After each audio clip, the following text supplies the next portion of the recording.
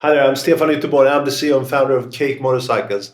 I beat the orphan path by basically supporting my purposes and passion, and somewhat making a business out of that. Well, I guess that's my take on it. Welcome back to the Beat the Offen Path podcast. I'm your host, Ross Palmer. Joining me today is Stefan Ytterborn, the CEO and co-founder of Cake, a Swedish tech company making light and totally silent off-road and commuter electric motorcycles. They've raised over $70 million in funding so far, and their ambitious goal is to create the cleanest dirt bike ever, striving to approach that magical, completely fossil-free goal. I've managed to make the dirtiest clean bike ever, but that's somewhat less interesting, and I've lost the ability to make a good joke ever since I became a father. Cake was listed to Time Magazine's 100 Most Important Inventions Award in 2021, and they're reimagining electric transportation from the ground up. So here's Stefan Ytterborn of Cake. That sounds good. Well, I'm never going to be able to pronounce your name correctly. I'll try in the intro. I'll work on it. But I like all of the different dips and ups and downs. But thank you for joining me all the way from Sweden. We're very far away from each other, so it is an honor to have you here. You have done some incredibly cool stuff.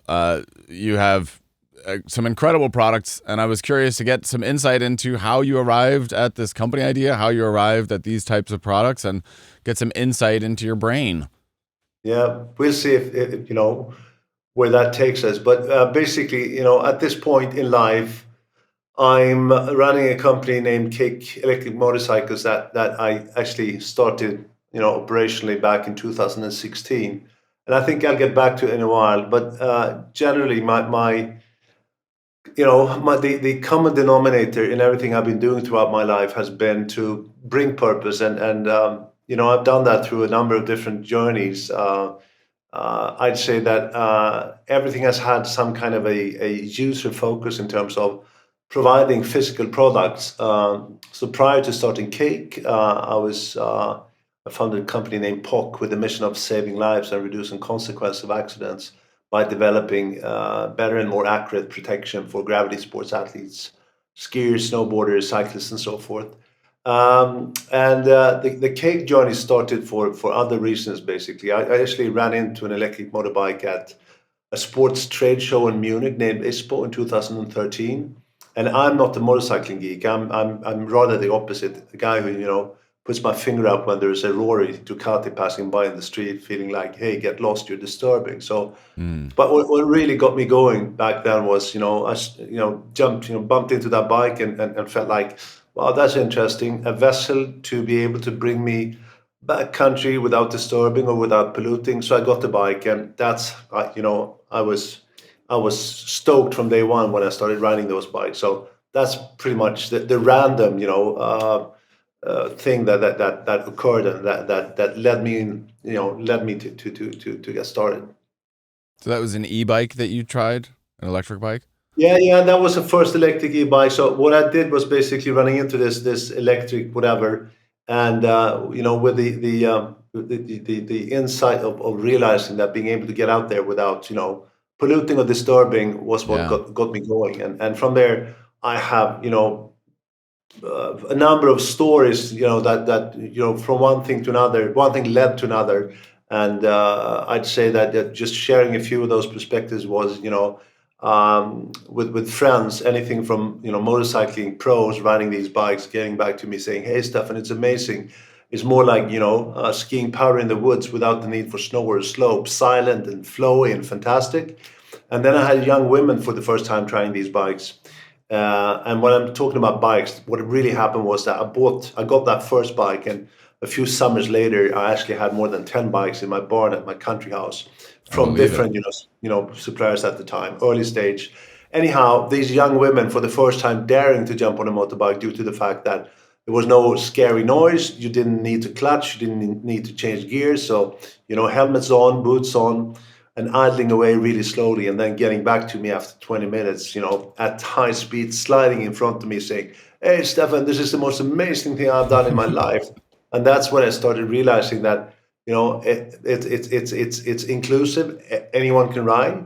And it's something that will flip the motorcycling space upside down, to some extent, and that was a thrilling kind of or inspiring experience, and that together with a number of other things that came to support my decision at one point that I need to start a business. I have a perspective on this that I'm not saying that it is the only one, but it made me having to start this business and move forward.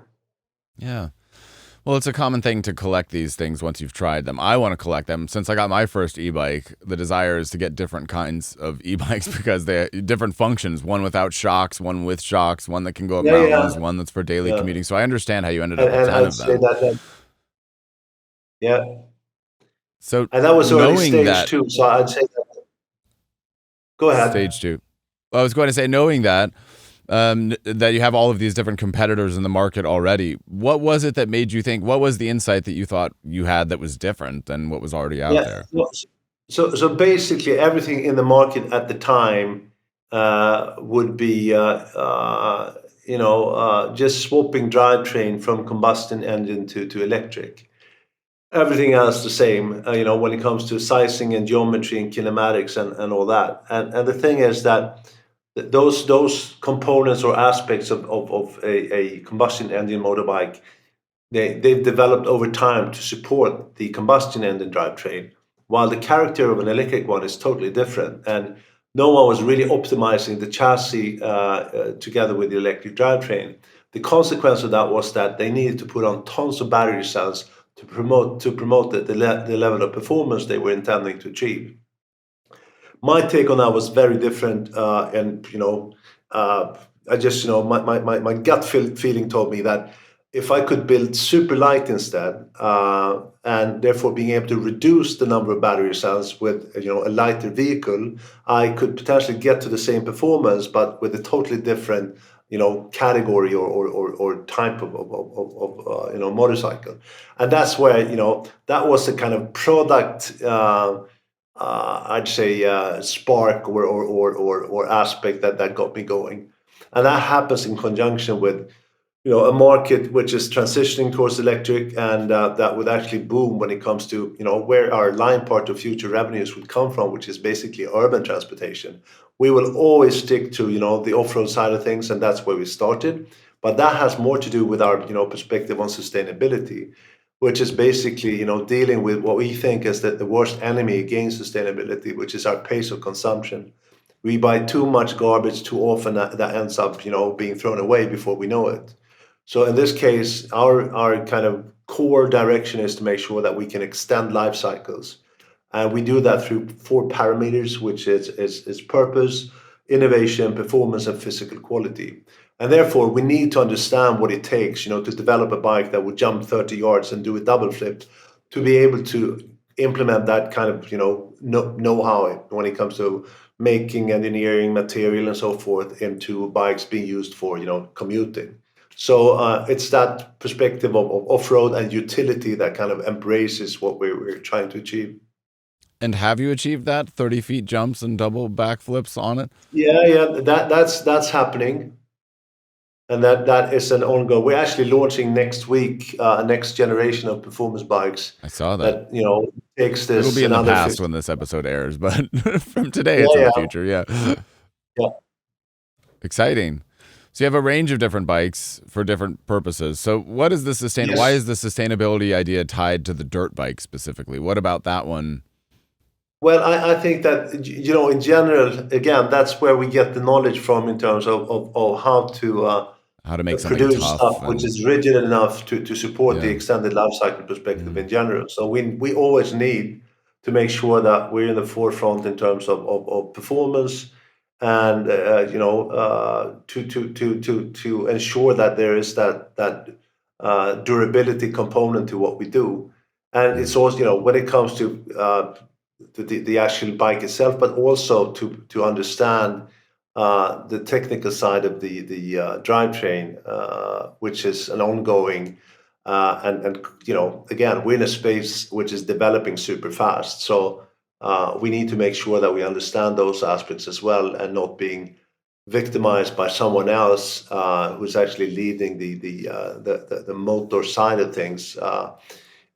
Because that same type of insight that we gain from that is differently, but with the need for power. Speaking about utility vehicles, for instance, on two wheels, it's going to be very much, and it's increasing radically, the need for urban transportation and two-wheelers for efficiency, not ending up in traffic jams, being able to pull, volume and weight and trailers and whatnot. And therefore, the performance side of things, even though in that case not meant to jump 30 yards or do a double flip, but to pull, heavy loads, comes together in an appropriate way for us to be able to actually support the best kind of the best we can in terms of supporting needs and functionalities in regards to the more urban utility like usage of our bikes. I think that's a brilliant idea. It makes perfect sense that you can make something that's even more durable by starting it somewhere else. So there's nowadays this big spectrum. We're talking about a wave of things that are coming. There's a spectrum between just motorcycles and a traditional bicycle. And this e-bike category is sort of everything in between. I don't know how Yeah. it is regulated in Sweden, but here they have some loose regulations where you can only go up to 28 miles per hour on an e-bike, and then you Yeah. need to have a motorcycle license to go beyond that. So how did you decide things like maximum speed, all of that, knowing that there are these weird regulatory how is it in Yeah. Sweden in terms of what you can and can't do? It's kind of complex, but the beauty here is that everything is digital, so we can actually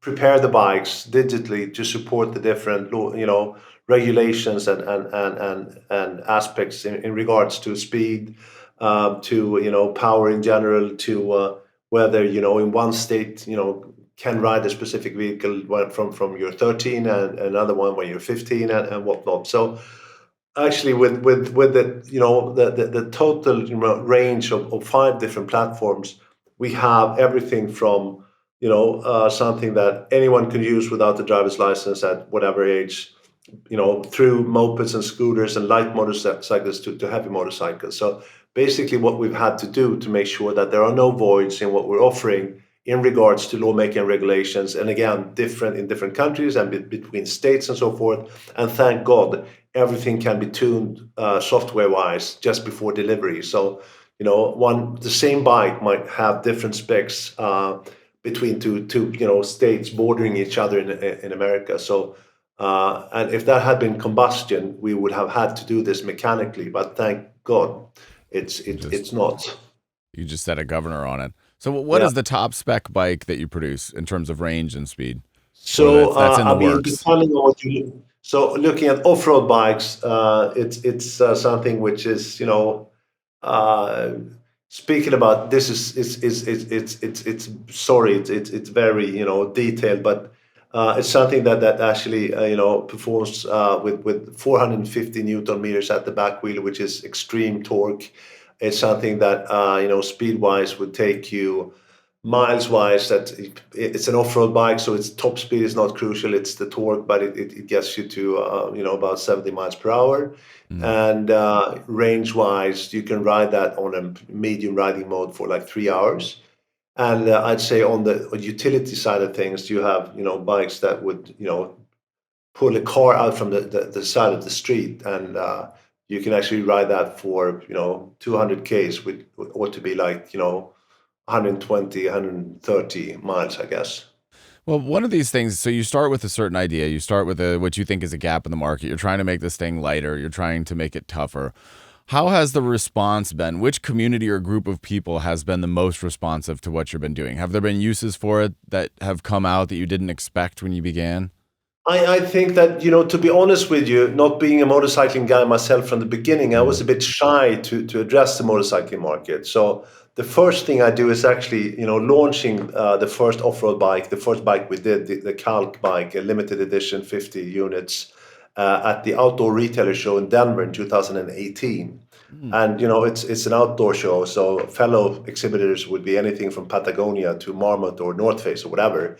And that target group really got the message and the idea about exploring with respect, being being able to get out there without disturbing or without polluting. But again, I have a strong belief in product, and the proof is in the pudding. So if you actually, do it without, taking any shortcuts or without cheating. I mean, in this case, we've developed everything from scratch to be able to get to that point of actually making stuff as light as possible. So there was nothing off the shelf that we could use. Everything has been engineered and tooled and manufactured to support the low weight in that sense. And I think that what happened was that we got tons of attention from the motorcycling community as well, just because the product actually did, serve performance aspects, and it rode extremely well and so forth. So what has happened, which is a bit of a surprise, is that we have, I'd say, 50% of our customers would be traditional motorcyclists, and 50% would be, anything from mountain bike people or just people who are curious about, the electrification side of things, and in need for, a lot of people for urban use would be people who are figuring what the future mean of transportation will be in the light of responsibility and sustainability matters. That makes perfect sense. Have you ever heard of this show called Adam Ruins Everything? Do you know this show? It's an No. American show. He's a guy, and he tries to debunk popular things. Some years ago, he had a show called Adam Ruins Everything. And on that show, he explained that for many people who have an existing combustion engine car, it actually makes more sense to hang on to their old car than to buy a new electric vehicle like a new Tesla. Because just because you're powering it with solar power or because you're plugging it into an electric grid, obviously you have to make the car, you have to make the batteries, you have to mine the materials to do that. Yeah. So one of the concerns that I have generally about the future, we have a lot of gadgets now just in general in the market, top and down, small gadgets, big gadgets, all of these things, many of the times are made from plastic or cheap components. Yeah. So I know that you're trying to make what you say is the cleanest dirt bike on the planet. How do you factor in those other back-end sustainability things into what you're doing? So I think that it's important to understand what the transition actually means from an infrastructure perspective, and I think that what's happening, and you can see that in Europe more clearly at this point, where cars are actually being banned from the urban kind of landscape. And when in need for transportation within these city limits, you need to have something, you can walk or you can take the bus or you can, ride the bicycle. But when there's, parcels and goods and whatever that it needs to be delivered, these type of vehicles make perfect sense. And, I have the same debate with myself. I have a wonderful old Land Rover at my country house. It's like a tractor. Should I just, replace that by something electric? No, I don't think it's a smart idea. So some of the transition happening is faster due to a number of things, not at least lawmaking regulations that we can see in Europe. Other things is on our side to inspire that the next vehicle you buy for transportation needs should be something which is cleaner than what you used before. Completely And agree. with this initiative we're doing together with Vattenfall, being one of the big power companies in Europe, is basically turning every nut and bolt to make sure that we understand what can be improved. So in that process, it's anything from the general, energy being used to produce, how it's being produced, where it comes from, and so forth. But also understanding, the aspects of shipping and distribution. Where can we, produce as close as we possibly can to our users and customers?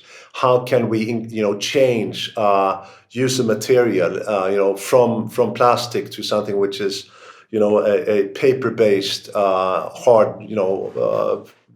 plastic replacement so it's really something that has the intention behind behind that project, which is an open source project, is being announced on a 6 to 8 weeks basis on our website, is to inspire the automotive industry to understand, or that where we actually openly share our successes and our failures, promoting the idea of sharing competence as fast as we can, and to avoid that people do the same mistakes as we do on this journey going forward. And I can tell you, a small company like Cake would never ever be able to do this unless we had this power company with the intention investing tens of millions of dollars into a project which is really, getting to the point where everything is being, judged, measured, questioned, and with the ambition of finding a better solution.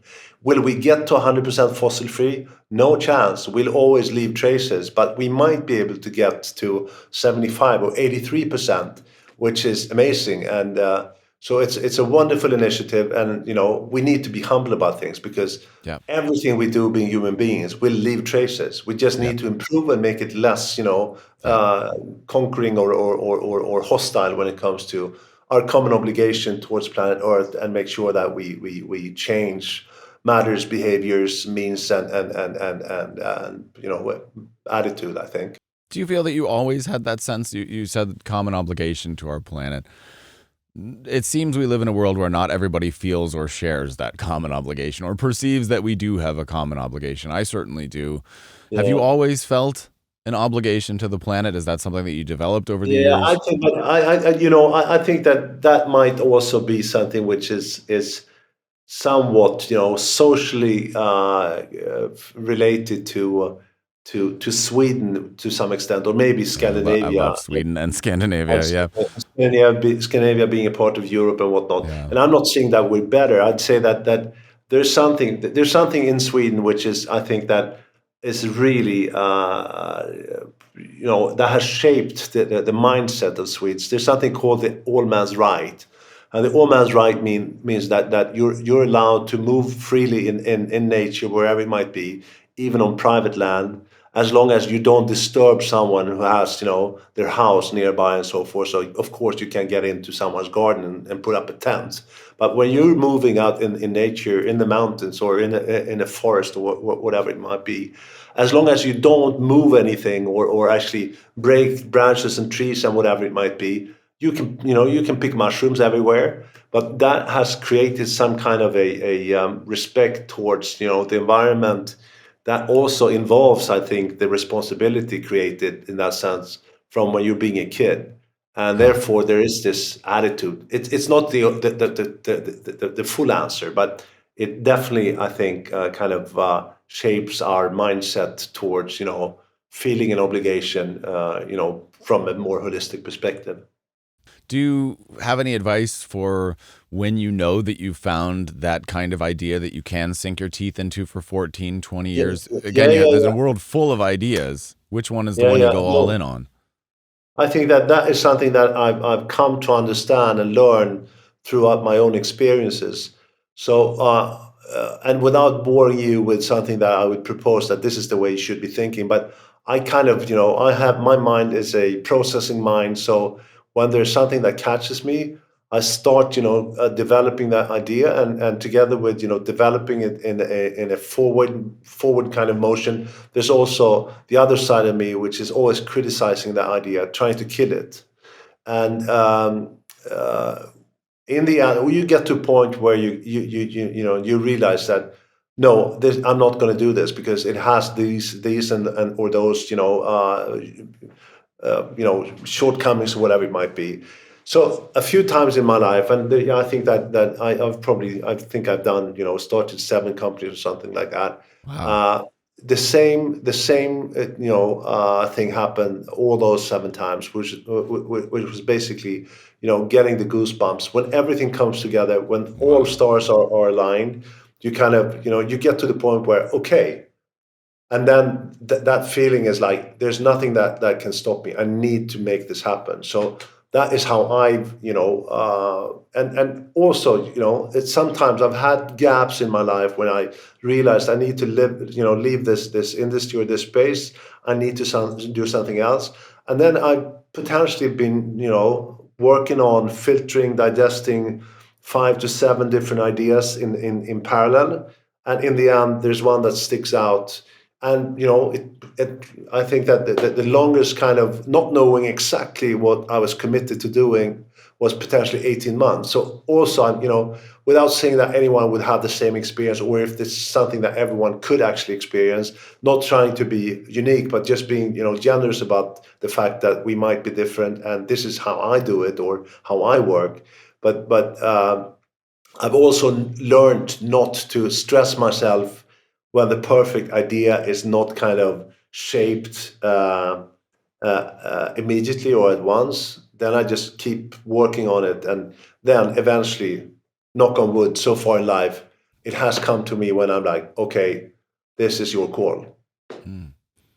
So when it comes to those brilliant, life-changing ideas, do you feel that you are more pushed to them based on data and analytics, or is it ultimately just that feeling of goosebumps? No, I think that I work, the opposite. I'm not saying that it's the only way. My message is let your heart lead, and your brain will follow. Because if you do it the other way, if you start by intellectually analyzing an opportunity to fall in love with it afterwards, that is not how I, work. And I think it's a much tougher cookie to actually, make that happen. It's like you'd end up meeting with someone who you wouldn't find attractive in a bar, and then having to learn how to love that person, instead of starting with the positive aspect of things and then investing time in that idea to see, is it working, and eventually, making a decision a bit down the road. So I'm sure that there's a lot of pragmatic guys that say that I would never, mix feelings with my pragmatic, rational, perspective on intellectually dealing with things. But I think that the likeliness of actually succeeding if you let your heart lead, because something that also is passionate is also the learning curve in that sense, because you're so, influenced by this feeling of yours, the emotion, that you dig so deep in terms of the different, aspects of that. So your insights and your learning curve is extremely fast, and that again, that's how I work. And I think that there are tons of people that will recognize themselves in that kind of thinking. And I'm sure that there's the other perspective where it's all data and it's all, square. But that's not me. Well, that's a fabulous piece of advice. That last minute was excellent. So thank you for that. It's a great way to wrap up our show. We're reaching the end of our hour here. Is there anything that you would like to promote or action? Because again, you have new products that are out as of the release of this. So I'll leave the floor to you to close us out here. No, but I mean, uh, I would love to share the experience of riding an electric bike. Choose any brand, and if you happen to live in Los Angeles, we have this new showroom of ours in on Lincoln Boulevard down by Venice Beach. So uh, Cool. without promoting you guys coming by and getting or buying a bike, just come by, have a ride. It doesn't cost anything. There are test rides on a daily basis. It's a good experience. So if you like, please come by. That sounds awesome. Count me in. I would love to check it out. I'm super You're excited welcome. by this, and I'm very fortunate that I'm not so far away. So that works out very All great right. for me personally and for anybody else who happens to be in the area. Yeah. Uh, All right. I'll try to say this correctly. Stefan, how do I say it right? No, Stefan was perfect. I mean, Stefan, okay. And Ytterborn. I yeah, have to perfect. try. Okay, Stefan Ytterborn. I'll get it right for the intro, but thank you very much for gracing me with your time. I know it's getting late. I can see the darkness behind you. I know it's evening. You probably had a long day, busy week. I really appreciate you taking the time to sit with me. It's been an absolute pleasure. I think what you're doing is awesome, and it's not just me. Tens of millions in funding, big things on the horizon. You're doing incredibly cool stuff in a space. So keep at it. And again, 1,000 thanks for just sharing your ideas and your story with me. Thank you so much. It was wonderful, having this chat with you. I loved your questions, and hope to see you in real life soon. Then, That would be somehow. amazing. If I get back, any day I get back to Sweden is a good day. I think about it all the time. Yeah. Stockholm changed my life forever. Just all of Wow. these things. Because all of these things, I'll quickly just say, the things in the United States that we think of as utopian, and I know that it's not a complete utopia. It's dark and it's cold. I mean, I understand that it's Yeah. not perfect. I've lived there. But so many things that we think of as pipe dreams and impossible here in the United States have just been achieved there in terms of gender equality, cleanliness, the way society is run, infrastructure, internet, healthcare, education. So many of these things that we just see as impossible are just done over there. And when I experienced that firsthand, it blew my mind. I truthfully felt that I was living in some kind of movie. And I know that's going to sound very silly to you because it's just daily life. But to me, landing in Stockholm airport was a pretty life-changing experience from the moment that I landed until the moment that I left. So Wow.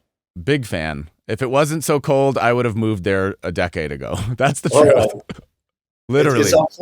Unfortunately, it's getting warmer. So Well, then maybe our paths will cross yet. No, but to visit anytime yet. Midsummer is what I've got my sight set on, not midwinter, because that's going to be the hardest of all. Yeah, I hear you. But anyways, thanks, Stefan. I'm going to wrap it up real quick. Well, the podcast is officially over.